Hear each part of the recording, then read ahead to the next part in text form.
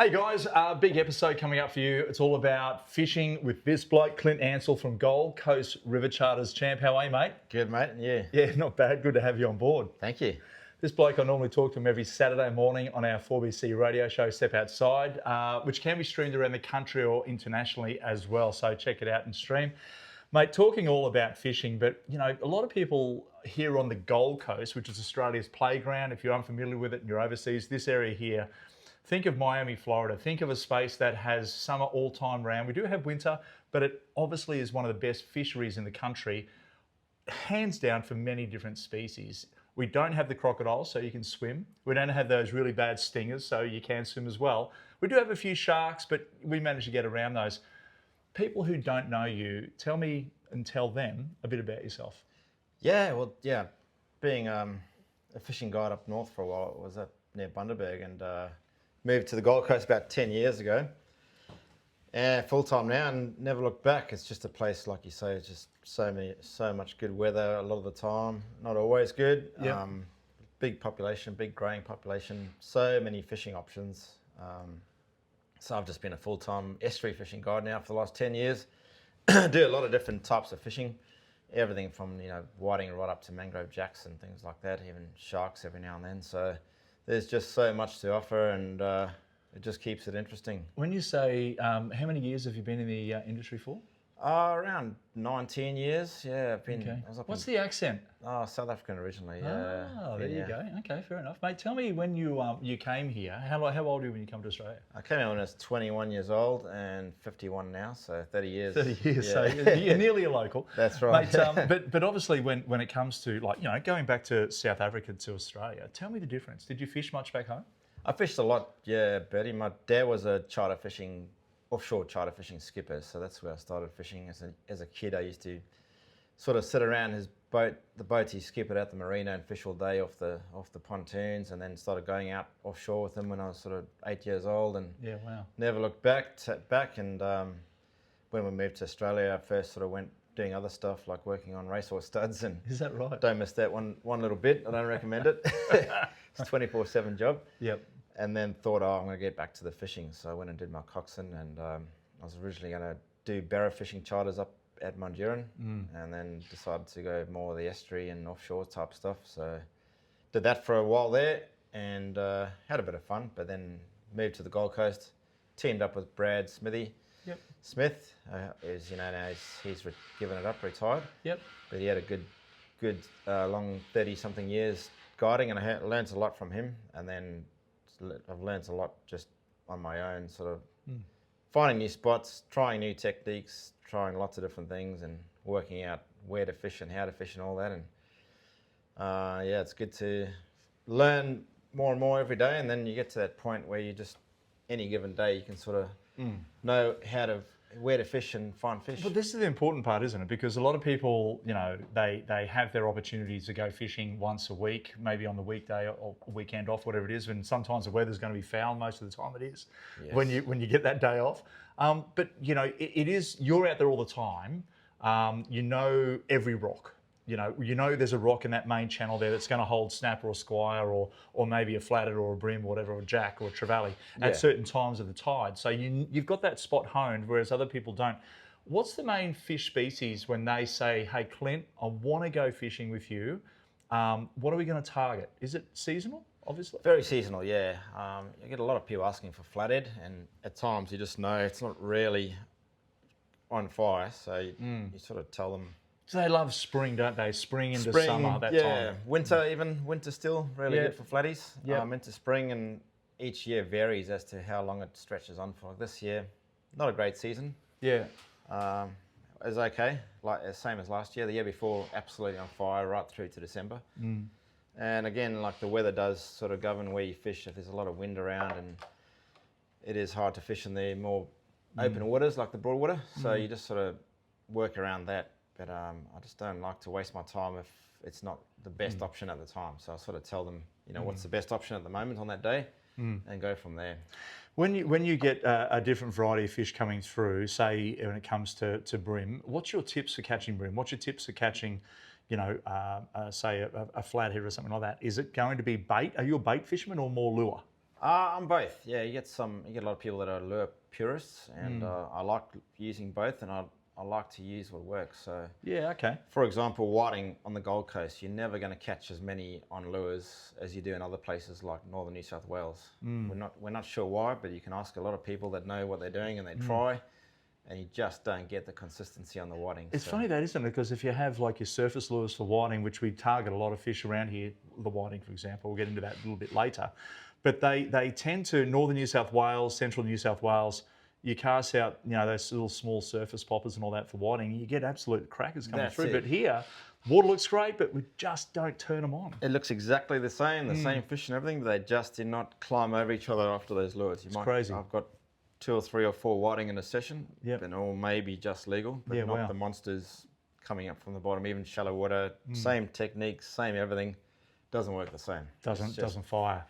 Frustrating, but it's the way it is. Yeah. Mate, what's the best advice you can give people that have never fished before, that come out their first time with you and say, I've got my kids with me, or maybe myself who's never fished? What do you do? How do you help them? I always say, get the fresh live bait and light tackle. You can't beat that, and especially the young kids when they're a bit too young for the lure still. They can get to that when they're a bit older. I always keep it basic. Good monoline, light rods and reels, light sinkers. So you're not using braid? I use braid for lures only. I find bait fishing, the mono is actually better. There's a bit more stretch in it, especially for those normal mono, or using like a fluorocarbon? Yeah, the Platypus Platinum main line, which is decent mono, and then whichever fluorocarbon leader. So I'm still using a leader for those whiting and whatever else. Yeah. About 1 metre long section of leader. Yeah, nice. Sliding ball sinker, little swivel, and then a nice fine hook at the other end. So really important as well to change the weight of your sinker. Yeah. In current, because you don't want to get there with a shot put when it's dead current. That's exactly right. Yeah, we do have a lot of places around the Gold Coast that are relatively easy to fish. You don't get a massive tide, so it's not ludicrous run unless you're fishing in the seaway on a big tide, for example, and it's running hard. But a lot of the time, I'm just using number 2 or 3 ball size running sinkers, and that does the job. If you're sort of fishing around Council Chambers at night on a big tide, which can run hard, then you go sort of 3 or 4 size, or even 5 ball at times if you need to. Most of the time, light sinkers do the job, and yabbies and beachworms. That's my 2 favourite baits of all. Yabbies and beachworms. Can't beat them. Fun to catch. Oh, fun to catch, yeah. We'll get into that shortly as well. But I want to talk to you about what's one of the most favourite charter fishing memories? Because charter fishing, I've done it twice. I did it for 5 years. I got out of it, then I came back, did it for 5 years, and I'm not going back. But you have it in your blood. You love it. What's one of your favourite memories? The days where seemingly is fish after fish non-stop. There's lots of those, and lots of days where you can don't know where the next bite's coming from. So that happens at times. Absolutely, yeah. So it doesn't matter how good you are, if the fish aren't hungry, you cannot make them bite. There's no 2 ways about it. Like if anyone says they catch a lot of fish every time they go, they're full of shit. Yeah, they're absolutely full of it. Yeah. Okay. Anywhere in the world, I reckon too, there's various factors that come into play. And when those fish shut down, they shut down. You might catch a few, but there's days, where I just tell sometimes I'm fishing for whiting with live beachworms, which is great bait up the river. Great bait. And they will just mouth it for a bit, drop it, mouth it, and then leave it. And you're like, oh, come on, give us a break here. Can't catch a fish. And you've just got to trust that something might happen. If it doesn't, you do get those days. My worst days ever, I'd say I'd catch, 5 or 6 fish for the day. Yeah, wow. Never a donut, and then other days where it's just one after the other, and you sort of like, well, okay, there's enough fish in the esky now, we'll move and leave them alone. So which you've got to protect your stocks for the future as well. Yeah, that's right. Because you're out tomorrow and the next day, you want to make sure that you're going to catch something for the customer. What is your favourite catch? What's the best catch? You've been out there and you sit back at night time, you've had your shower, you're leaning back, you think, yeah, that was pretty good. What's your favourite catch? It was just the other week, actually, because I had this kid that was fanatical about counting numbers.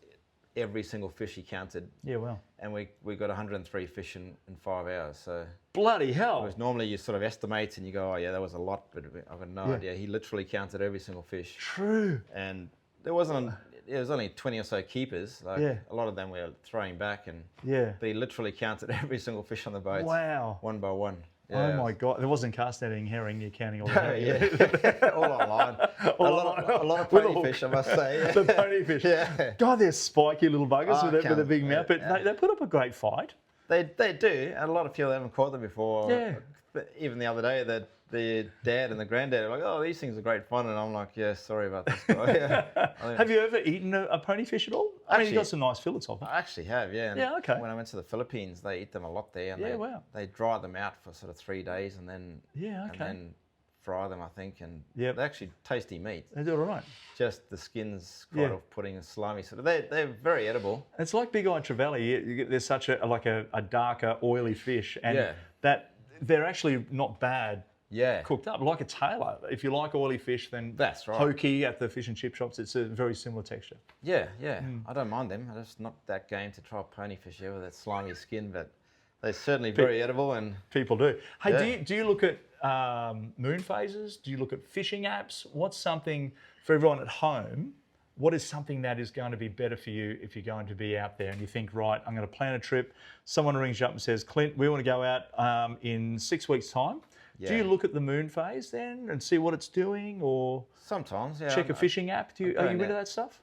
I used to look at the apps a bit. Now I just don't, because it so often doesn't match up to what the bite's supposed to be. There's no guarantees, but I do find your lead up to the moons, full or new moon, especially full moon, can be your best bite. Those 2, 3, 4 days leading up to the moon. And then on the other hand, the day of the full moon can be my worst fishing of all year. I get a lot of people actually wanting to book on the day of the full moon, and I say to them, do you actually realise that's not good fishing? They do seem to hear that that's great fishing. It's actually leading up to the moon. And I think it's because a lot of the fish spawn on the full moon. They're Yeah. not feeding as much. And then after the full moon, they can sort of bite for a few days and then it tapers off. But I definitely find lead up to the moons are good. But I've had great bites in any stage of the moon and any time. But if you want your best chance of it, lead ups. Yeah. I always find when we were fishing that first 3 or 4 days after the full moon, Yeah. dead. Dead. Yeah. Offshore, you go out there and it is Painful, isn't it? Oh, it's horrible. Yeah. You sit back and you're waiting, you drop what you see on the sounder, you got your They're garmin, there. whatever, and there is your fish sitting on the pinnacle and you drop your line, you got everything set up, live bait, man, nothing. And you can just tell at the start of the day it's going to be a slow And grind. you know all it's day. it's going to be a slow grind. That's when it's one of the most painful parts of fishing, I find. Yeah, but it happens to all of us. It does, yeah. Do you ever get complaints? I had a complaint one day that we caught too many flathead. It was I don't get those complaints. the best flathead Really? bite I've ever had in the Narang River. Literally every He drip. complained. Yeah, literally did. Hey, yeah, but at the end, yeah, he said there was no variety, and I said, well, you should have told me earlier. We could have gone for brim or whatever. Why? So in the Narang River, you're Yeah, catching heaps? yeah, we were literally drifting, had the perfect long drift, and every single drift we were getting 40 to 60 centimetre flathead, 3 or 4 every drift, who knows how many, on whatever lure we threw at them. They were just stacked up like you won't believe. Wow. And yeah. What time of the year was that? That was winter, which is what they can do there because they're not breeding. No. And if there's a lot of food up there, which there was, the sounder was just loaded with bait, and they somehow know to turn up there, way up. Well, that's the thing. It's way up because Yeah. if there's not a lot of rain, Yeah, that's right. everything goes upstream. It was a very dry summer and then a dry winter, and I remember the water even up there was really clear. Almost see the bottom, and they were way up there, and you literally couldn't miss. But apparently, too many flathead. Unbelievable. That's that. If you're listening, you heard it. Okay, you complain too much. Just love it. You caught fish, mate. When it comes to like mangrove jacks now, because this is a fish that you and I have targeted on a few balmy nights together. We're coming into the storm season now. We're seeing those afternoon storms getting muggy. Oh, yeah. Really good red dog season. So what do you still doing night charters for mangrove jacks? I do. The last 2 summers have been really wet, as you know. Yeah. A lot of floods, and that does scatter them and push them downstream, and it makes them a bit harder to sort of target, in any one spot and reliable bites. And they even I think you might remember too, they even ended up in the seaway. A lot of people catching them in the seaway, which is during the day, which is really good. Mate, we had the best sessions on the planet. Yeah. And fish that weren't small. We're talking big 65, 68 centimetre fish. You know, these That's things it. are, you know, And it 4 was kilos. disappointing to see a lot of people keeping them because I think they're big breeders. They're amazing fish to take a photo with. Our policy was always, we don't keep any jacks and charters at all. No. So we'd always release them. The photo just lasts forever. Magnificent fish. And I just think maybe keep one for a feed every now and then, but go out there and... You can buy them in the shop these days. They farm the things. So, That's you know, it. you can go to like, Tasman style or check your own seafood monger and have a look. You can see there's beautiful big mangrove jacks in there. And, you know, just buy one. That way the next time you're going out, you're going to catch fish because you don't necessarily need a boat. That's right. To do mangrove jack fishing. Some of the territory is close to bridge pylons, structure. That's right. And all that, The one good thing about them though is they're very resilient fish. They handle all sorts of waterways. They have a lot of structure, so I don't think you're going to ever see any reduction in number. I just think when they're schooled up in certain areas like the seaway spawning, possibly then just, catch them and release them. But what are your thoughts when you do catch a fish? You've got the fish in the live well or in an esky or whatever you got. Do you release the fish back in the water when you're fishing, or do you try and keep whole? Like if you go jack fishing, there's a school of fish there, you know they're biting. Do you keep them alive in an aerated water section of the boat and then let them go at the end, or do you let them go straight away? We've done both. We did find one stage it would look good at the end when we had 4 or 5 jacks in the esky and got a photo with them, and you seem to get more bites if you didn't release them straight away and they're getting out of that water sort of distressed. But we do also know now that keeping them in that water can be harmful to them. If they were in that esky with the same water for a number of hours, that ammonia buildup is quite quick. That literally burns their gills. It is harming them. So unless you got that water rotating, if you've got a well that rotates the water, fine. But if you've got an esky with just an aerator, you need to be changing the water almost like every 20 minutes or so to not bring any harm to that fish. But if you, I think the best way to go is just get a really good photo, release them straight away. They'll move on. There's other fish coming through all the time. What's your bait that you like to use for your mangrove jacks?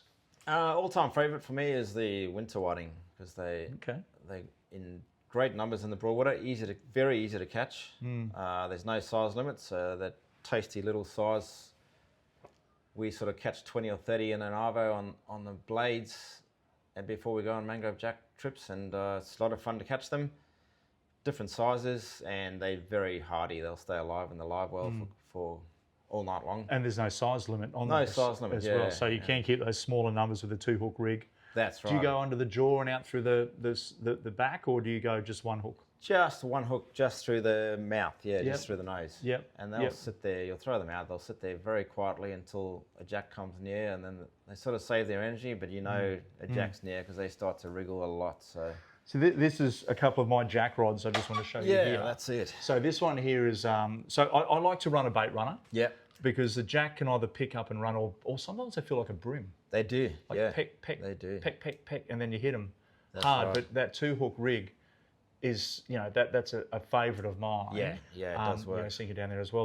But so you're running a heavier outfits for yours over the traditional flathead or whiting gear? Yeah, absolutely. Very much like that. You can always use a snapper type rod set up. There's the one thing about the Gold Coast jacks is they're big fish. Not many of them are small. Well, we had that one there was getting dusted up last time, so I ended up putting out. This is my offshore jig stick, Clint. Yeah, exactly. That's it. So I've got a 10,000. Oh, this is an 8,000 Stratic on a 50 to 70 pound Torres rod, Shimano stuff. That's it. And mate, this thing here, we had that drag locked up, and it was literally just holding on for grim light, and it was bending from here. It's incredible, isn't it? Oh my God, the power was phenomenal. And some of the fish we couldn't hold. Yeah. And the ones you're getting up to 65, 68, it's like they were big fish. Just about every night we had that, Crazy, isn't it? At least every second trip there was a fish you couldn't stop at all, even with a nearly locked drag. Yeah, wow. 80-pound braid, 100-pound leader sometimes even. Yeah. And just gone. Definitely a jack. It was the classic jack bite and everything. It's just too big to stop. There's some big fish. I remember there's some big fish. In New Guinea, I caught some black bass, which are in that 30, 35, 38 pound is the biggest. Yeah. And those things there, like you literally are using, heavy offshore jig gear and drag them up with pliers. They can't go any further, and you are struggling, but you get them up. But some of the fish here feel like a big jack, and I've seen some jacks on the reefs there, sort of 12 kilo, 25, 30 That's pound. right, yeah. There's some big fish in our waterways. Yeah, that's right. When I worked at Lady Elliot Island, there was one cave that had full of big jacks, and they were a metre long. Wow. And that's how big they can get, and we've hooked them in the Narang River, where there was one that came almost too easy to the boat. We clearly saw it right there. It would have been 80 plus centimetres. Oh my God. And then took off and snapped the 80-pound leader like just like nothing. Like nothing. And like we were cotton. just stunned, just absolutely stunned. From one of the biggest ball-tearing fish, being the jacks in our local waterways, and I found that the jacks here are bigger than further north. You go to the tropics, you've been up to Bundaberg, you've been further north, is that their jacks seem to be a lot smaller. On average, yes. On average, yes, compared to what we get here. Yeah. Why do you think that is? I think it's because they leave the rivers, the estuaries sooner there to live Go out out on to the the reef. reef. Yeah, whereas here they've got Heron Island, Lady Elliot, and all that sort of space. Yeah, exactly. That's right. They're not that far offshore for them to be able to head out there and live the rest of their lives. And then they do the full cycle where they breed out there and the young come back into the rivers. It's crazy, isn't it? It is, yeah. But it just seems around here that they've got enough structure to hold them. There's enough food. They may even spawn in the seaway. We're not 100% sure. I but don't know. the big ones do seem to head there in summer at certain times. So it is, and you don't seem to hear of many big ones offshore on the Gold Coast. So. No, you don't. Kingscliff and Tweed Heads you generally do because you've got those underwater bomby structures, shallow, deep, and all that sort of stuff. You get a lot. But when you mentioned whiting before, I really want to talk about that because whiting, you are to me a whiting king. Okay, you've got some really some good really mates. good fishermen. Yeah. Who's one of your mates that you use? Wayne Young. He's very well known as the whiting guru of the Gold Coast, and very clever guy. He's dedicated his life, a lot of his fishing time to whiting. He's been doing it for a long time, and he's very open with his knowledge. He does share with a lot of anglers, and he's one of those guys that literally almost every time he goes, he gets a good amount of whiting. So there's reasons for that. He's got a good boat. He's got a good boat now. It's like a houseboat. Literally, it's a houseboat, and that's his boat that he goes fishing on. It's a great boat. It's a great boat, absolutely all-weather boat. He says to me, I'll say, it looks stormy tonight. He's like, that's not going to bother me. No, God, no. Absolutely. Has he got a coffee machine on that thing? I would hope so. I swear to God, I think he does. When it comes to whiting, you mentioned before about diver whiting or winter whiting. We get them quite regularly here in southeast Queensland, particularly Moreton Bay. They do go to a good size. So we've caught them up there in that 35 centimetre mark, which is big. Yeah. But when you are targeting, say, the winter whiting, how are you doing it? You did say vibes before. Are you using bait as well? Yeah, absolutely. They actually a lot easier to catch than sand whiting. Sand whiting are fussier fish, and unless you're using freshest worm or yabbies in the broadwater or worms up the rivers, you're not really doing amazing. But winter whiting, not fussy, very, very easy to catch on yabbies, bits of squid, worms, blade lures. They're very aggressive little fish, and sometimes I'm catching them amongst the sand whiting too, which is great when they cross over, especially when you get a big flood. A lot of the sand whiting get flushed down the rivers towards the broadwater. There's numerous holding points. They'll sit while it's fresh up the rivers in the salts, a bit deeper, and then you're getting the sand whiting and the winter whiting in the same spots, which is, to me, doesn't get much better. No, it's phenomenal. And when you are, like even in Moreton Bay off Brisbane's back door, is that, around Amity Banks and those sorts of areas there, you get a lot of good quality winter whiting and in numbers as well around the grassy weed beds. So you look for the grass weed beds where you in areas, because a lot of green zones, so you've got to be careful where you can and can't fish. Yeah. But in those sandy patches loaded with good quality winter whiting, down here we don't tend to fish for them in that kind of an area. It's more deeper, isn't it? Like where the channels. Yes, yeah, that's right. Usually at least 2 meters deep, and mostly around that 4 to 6 meters. Yeah. Mostly just open sand, like sandy channels. Places like Runaway Bay, Kurrajee, Southport, all the main channels, all hold plenty of winter whiting, and it's a fish that's not really targeted that heavily around here, I feel. And for me, it's a lot of days for charters. It's a really good sort of base for your fishing. Absolutely. Or you're catching bait, put one on for a big flatty. Yeah, they've done that. Obviously, that's right. Yeah, They'll love those things. Yeah. Are they? They're great to eat. I find a whiting are pretty good to eat. Beautiful. You mentioned before about squid. Squid seems to be it's a bread and butter bait that is found and bought everywhere around Australia. Whiting brim-flatted are a bread and butter species found right around Australian tidal areas. Is squid a good bait for all whiting, or is it more the bay whiting, such as a winter whiting? Yeah. Because that's where the That's squid right. and they mix, you know? It's more likely a natural food. Natural bait. Yeah, you're going to not catch a lot of sand whiting on them. Yeah. The winter whiting, definitely, especially if you can get a fresh squid you've just caught, slice it up, tenderize it a little bit with the back of the knife, and it'll stay on the hook a bit longer too. But it's not the best bait for, I find, other fish around. But for winter whiting, if you want to get a lot of them and you want that bait to stay on the hook, they'll definitely chew at it. It's just not consistent for sand whiting. As I said, your yabbies, your worms, and as old Youngie, he only uses bloodworms, nothing else. If you can't get bloodworms, you won't even go fishing. So, Yeah, wow. Yeah. It's phenomenal, isn't it? Because when you're on the beach, if you're doing, say, beach fishing for whiting, I know you love your beach fishing as well, is that if you're fishing in those zones, you're sort of turning around, you think, right, there's a good beach gutter, you can sort of tell what's going to work for whiting and whatnot. But beach worms in that situation is going to overpower squid, for example. I mean, it's funny, isn't it? Like where the bait is found at your feet is what the fish will eat. Absolutely, and they'll just about ignore everything else. Like, for example, I'll have days where I'll go up the river with worms and I'll pump some yabbies too, and I'll have 3 rods with bits of worm, 1 with yabby. The worms are getting constantly bitten. The yabby can sometimes sit there whole for half an hour and not get touched. And then broadwater can be the opposite. You can have fresh yabbies out getting smashed and the worm not as much attention. So it's possibly different populations of fish that are used to different types of food, and if I went wading, say, on the yabby banks with a worm, I'd barely get a bite, I reckon. I've done it, and I might get a toadie or something grabbing it, but whiting, turn their nose up at it. It's quite amazing, yeah. When you're on the beaches and you're looking for a gutter, what's a gutter for people at home that they're going to go, I want to try this beach fishing. I want to give it a go. Don't be scared of it. It's pretty good.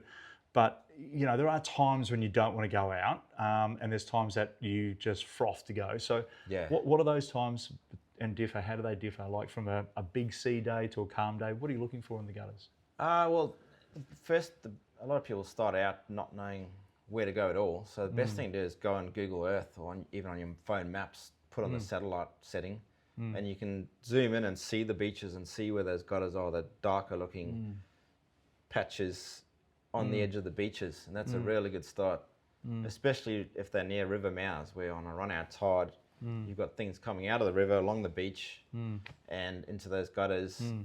It's a really good start, because the beaches can be very hit and miss if you don't know where they are. Even when you do know what you're doing, I find you can go out there and not get a lot. Yeah, absolutely. It can be so. And you don't want to go when the seas are huge and you just got whitewash barreling in all the time. It's too much sweep, too much current, not enough just calmness. That's right. You need to find that gutter that has an entry. You know, where the water comes in and then it's obviously all that energy's got to expel. Where it goes out, it might even be knee deep or waist deep, and those spots there, like that depth of water, it's nice and clean. Yeah. A little bit of wash from the back bank flowing in. It might only be a 20-foot wide gutter. It doesn't have to be super wide. That's it. And those fish will funnel. Pick the best spots, will funnel in there. Absolutely. I did see, speaking of beach gutters, I've got a clip there of a couple of guys who cast net up on one of the islands, a beach island. Oh, I saw that, yeah. I think for tailor. Yes, good size tailor too. Catching tailor in a cast net. Yeah. Just in a shallow beach gutter, like a whiting gutter. That's thinking outside the box, isn't it? Mate, knee deep. They pulled up in their car, had the light on. There would have been 50 tailor there. I spoke to the blokes. Wow. And he said, and then Tommy got his net out. There was only like a couple in there. Yeah. And and these fish were 60s and 70s. Whoa. They were like 3 and 4 kilo fish. Take your pick and. Oh my God. Maybe they were in there feeding on the whiting. Probably, it definitely was a whiting gutter. Yeah. Mate, catching beach worms, how easy is it? Well, it's not easy. You're the first one to show me it. Yeah, it's fun. It's the first time I've ever done it.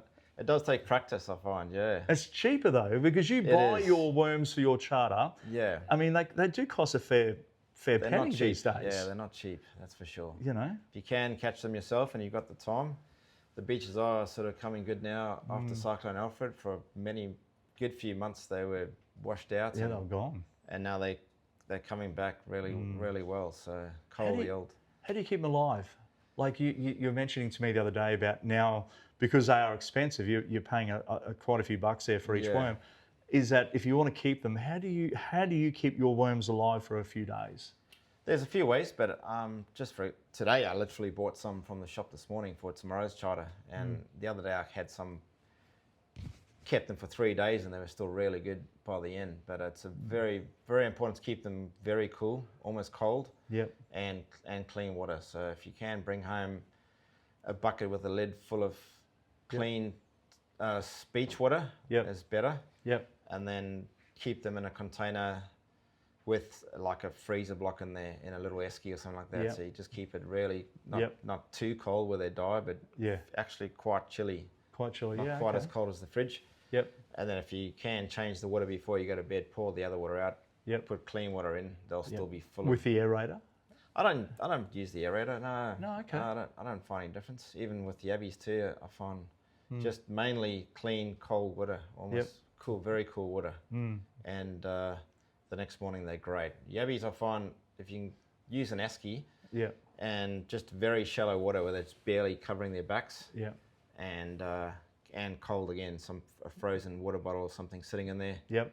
And they'll slow down, but they won't waste too much energy and die either. So the next morning Interesting. they're still very. If you use an aerator, it does get them pretty excited, stirred up. Right. Of They course wear it would. themselves out. They Yep. they die. When they die, They one smell. or two die. That it affects the others. Yeah, they stink. Oh, Absolutely putrid. there's nothing You worse blame than the dog. Yeah. It's the worst. Mate, when it comes to catching whiting in the surf cutters, is it a different outfit to what you use in the estuaries, or the similar rig, I'd imagine? But what about Yeah. rod? A little bit taller on the rod? A little bit taller, yeah, not much. These days we're getting away with like lighter, smaller rods, like these ones I've got here that I wade with. But things like the Shimano Mercurio I love in the surf. It's a bit They're a great rod. I love that rod. Yeah, They I use are. it for boat whiting and I use it for the beach, and it's Yeah. just a matter of the right size sinker there. And Yeah. the fight on whiting, brim, whatever it is in the surf is Yeah. so much fun, and you still get a good cast out there. I just like it when it's not too rough, not too calm for those sort of Yeah. setups. So it's Yeah. too rough and it's too hard to put too big a sinker on, too calm and it can be very hard going fishing. Same as the estuaries. If it's glassed out, I find very, very hard fishing. If there's a bit of wind, bit of wave, Bit of motion. bit of motion, Yeah, just move enough things for around. a bit of smoke screen for the fish, bit of cloud, whatever it is, Yep. just gives them confidence to feed. And Yeah. I find those rods are perfect for that. They are. But you Yeah. want to go light rod like you're running your mono 6 pound? Yeah, normally 10 pound main line, and then Yep. I sometimes go 6 or 8 pound leader, depending Yep. on how shy the whiting are in the rivers. cool. And then beach, you can get away with a bit heavier because Yeah. there's a lot of wash going on, a lot of commotion. So 10 pound leader is good there, so you don't get snapped off too much with bigger brim or dart or flathead or whatever it is. You can easily get away with that. And I love using frozen beach worms at the beach. They're just a little bit tougher, so I preserve. If I've got live worms left over, I never throw them away. I drain the water, pour salt all over them, quite a lot of salt, and then in a zip bag in the freezer. And I find those ones really good for the surf because they're a little bit tough at first, and as you throw them out there, they soften up a bit. Yeah, okay. Are you putting like a metho on them or red food dye? No metho, yeah, just. A lot of people do that. They put yeah. metho and red food dye and they make their beachworm look like a bloodworm. Yeah, that's right. Yeah, it does catch the eye. I don't find it works so well. Stinks. Yeah, As long as a fish, it's terrible. But you will catch fish on it though, but not. Yeah. It's not the best of bait. I really. question You how suffer many it they up. catch. They'll Yeah, say of it course. works, but Yeah. for me, 3 or 4 fish in a session is not. That's is not a, fishing. It's not a good. No, it's not not good odds, I mate. want to catch 20 or 30 fish. At 103. Yeah. But, now, when you do want to catch your 100 fish, in the estuaries, you're whiting fishing for certain times of the year. This is something that a lot of people, and you and I have done this quite a few times in the river. That's right. Mate, is there a difference from fishing throughout the day to throughout the night for targeting summer whiting? There definitely is. It's just a matter of how much rainfall is the biggest factor. So right now, as we speak now, the Gold Coast systems haven't had massive rain for a while. No. They're getting quite clean. And a place like the Council Chambers, I don't mind mentioning that because it's a very common spot. Absolutely. It keeps producing. You still got to know where to go there, though. You can't just go Yeah, to the that's council right. chambers and throw out a line and sit back and hook in a fish. It's not That's going to right. happen. Yeah, there's lots to There's it. there's two sides of the river for there. Exactly, yeah, deep and shallow, and depending on what tide it is and how big the tide is and what the wind's doing and all that.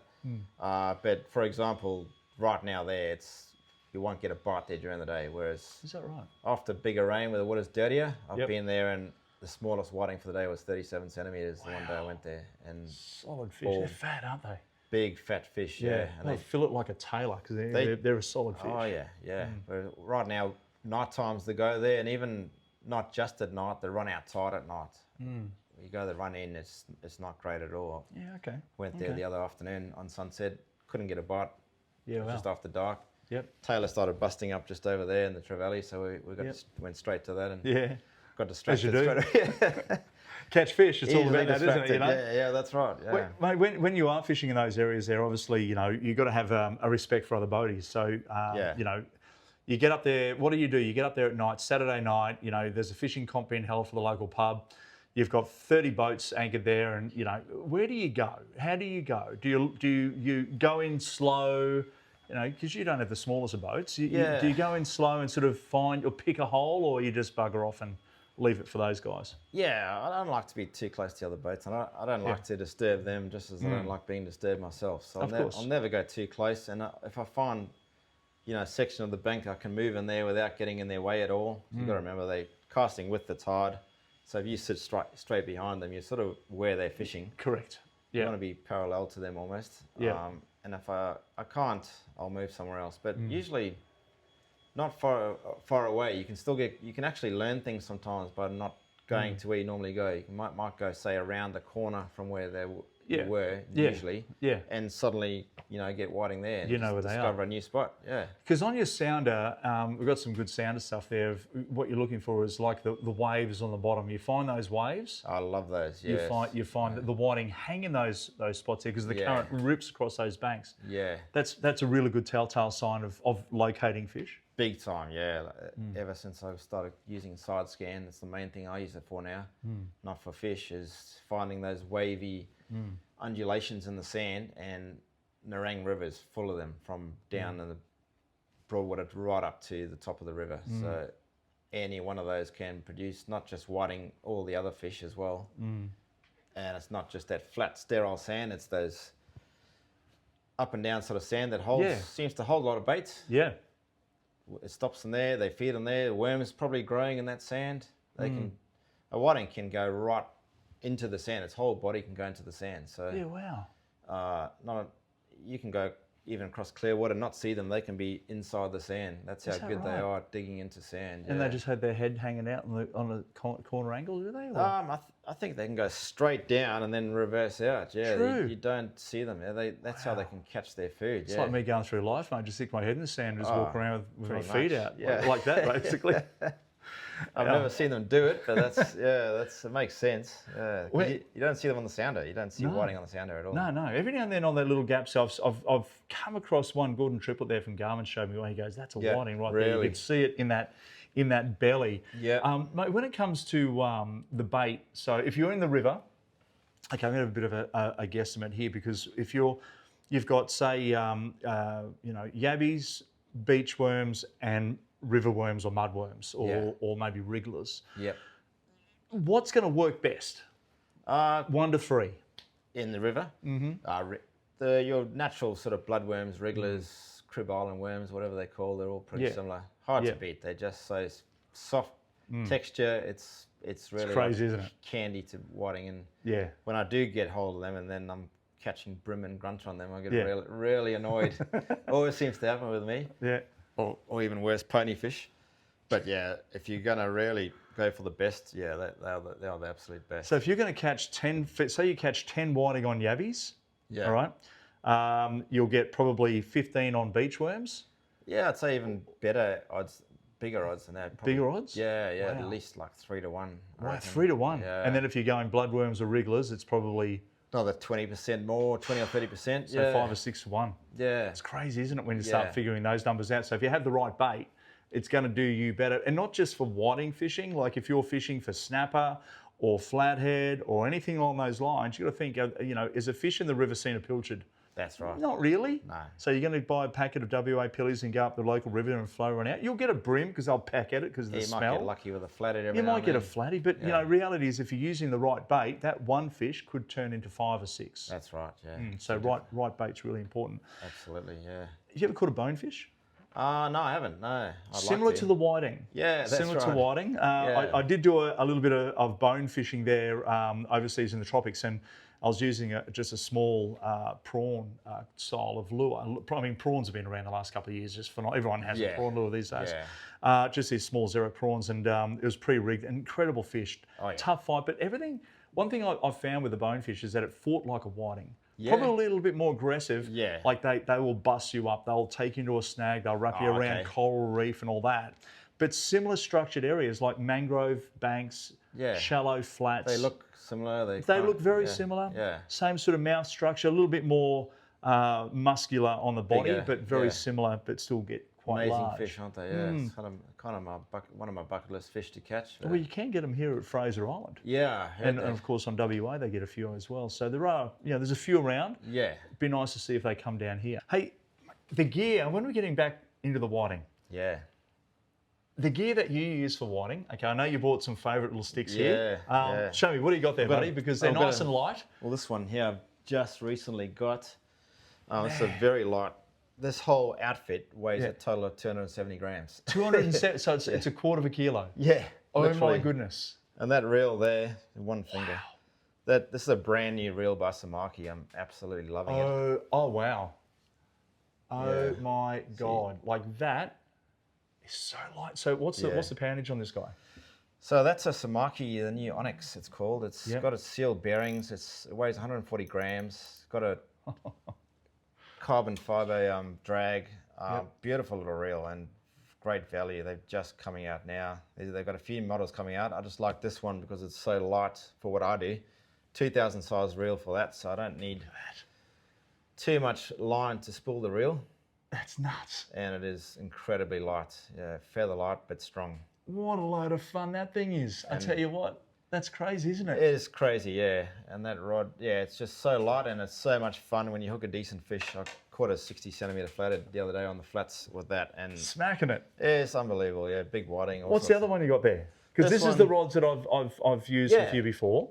Yeah, I use the lightest version of this Atomic Arrows usually. My son loves those rods. They're beautiful rods. Yeah, they are. This one's a bit heavier, 6 to 12 pounds. It's great for lures. That you can see that one I've got braid on the reel. Yep. And I use that for lures a lot. So whether I'm wading or on the boats, little ZX blade. They've got the EcoGear ZX blade, 10-pound leader. I've caught on that sort of setup everything from little whiting up to 87 centimetre flathead, dewies, 60 centimetre trevally, 65 centimetre trevally, everything that swims. We got a golden trevally one day, 68 centimetres on that exact I've got to say, these little Sedona reels from Shimano, probably the best budgeted, valued reel on the market. Yeah. They are phenomenal. I've caught so many different fish on these, from metre plus barramundi to big jacks to brim whiting fly. They are a great all-rounder, particularly that 2500 size. And they keep working smoothly for years. They do, they're great. They're great. They get the Samaki ones that are coming through. I think those two are going to be my favourite reels coming up. Yeah, they just. Well, that's just, mate. I mean, feeling the weight of this guy to this guy too. Yeah. Totally, like, what a 2 to 4 kilo or something, and this one here's like half a kilo to 1 kilo. It's like, actually I've never quite crazy. It is ridiculous. Yeah. One thing I've noticed. Okay, we're going to get back onto this one here, the light guy, is that you got straight mono all the way through to just one hook. Yeah. So when you're fishing for your whiting, say for example you're wading the flats, you need to be self-sufficient because you are walking, aren't you? That's right. Run through the gear. Yeah, so wading bag, I've just got this new one from Sporties the other day. There's this local fella that's been making these. They're very strong Hessian type stuff, so almost unbreakable.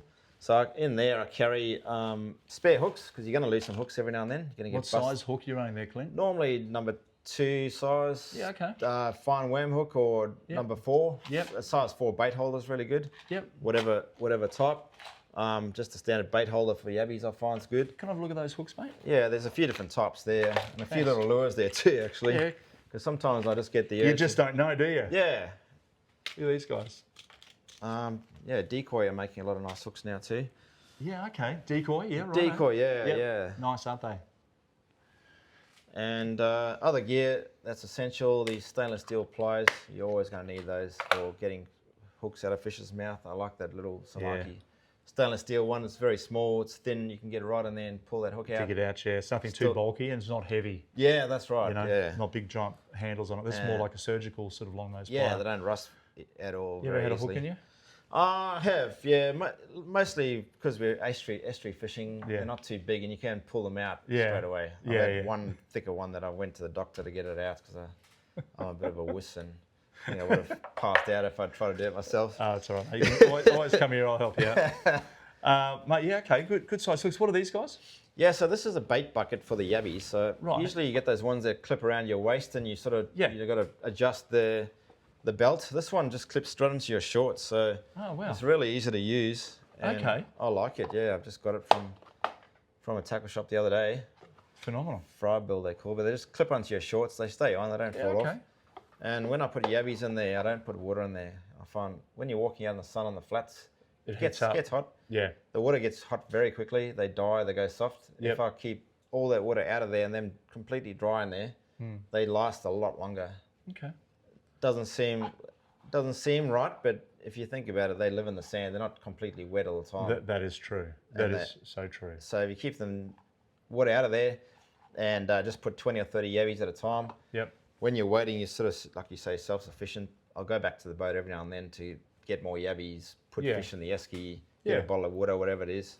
Yeah. But when you're out there, you've got everything you need to fish the bait, put the fish in there, and for me, these little nets are very important because they've got a elastic.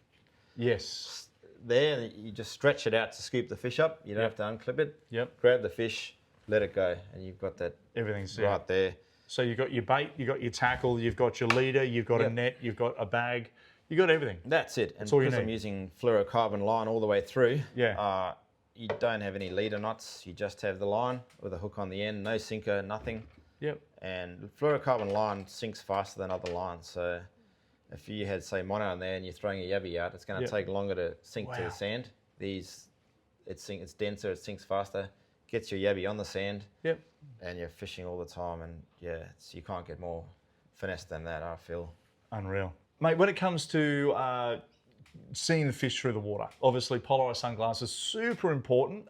Tell me about how important they are. Absolutely essential. They're firstly eye protection in the sun, but secondly fishing. So there's a number of things you want to look for, as you know. I'm looking for structure over the sand, weed beds, hard structure, even fish. So you get a big advantage if you can, say, spot a decent sized whiting over there and go and sight cast it, as you've seen.